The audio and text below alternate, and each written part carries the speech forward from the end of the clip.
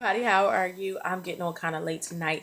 I just want to do a word of encouragement. I hope that your day was awesome. I have my little helper. Say hey, Bonnie. Listen, this is almost the fifth month of the year. We're almost to our halfway mark. And many of us have already purposed that this year is going to be our year of turnaround, or we've already declared some things over our jobs, over our finances, over our households. But then there comes a point sometimes in the middle of the process that we get stuck and we get frustrated. And we're like, God, why is this taking so long? Why is nothing moving and acting right? Why is nothing going the way I planned? And then sometimes you have to begin to ask yourself, were you totally obedient to the directions that he gave you in the beginning? Sometimes we stray away from what he's already told us to do, what he's already directed us to do.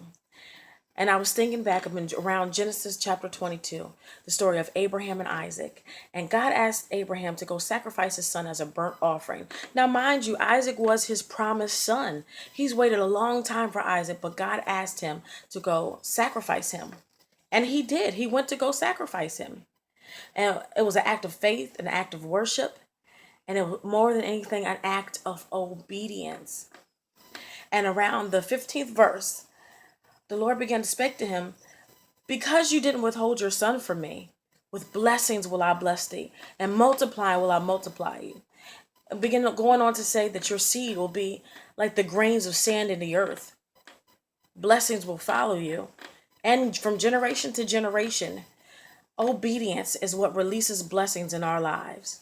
The Bible also says that the obedience is better than sacrifice. I even think about it with my own children.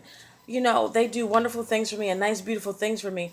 But sometimes the bottom line is I want them to do what I told them to do. And sometimes that's how God feels. Do what I told you to do. You're asking me about these different things in these areas of your life, but you're not obeying the steps that I've given you in relation to every area of your lives. So listen, obey God. Go back and seek God.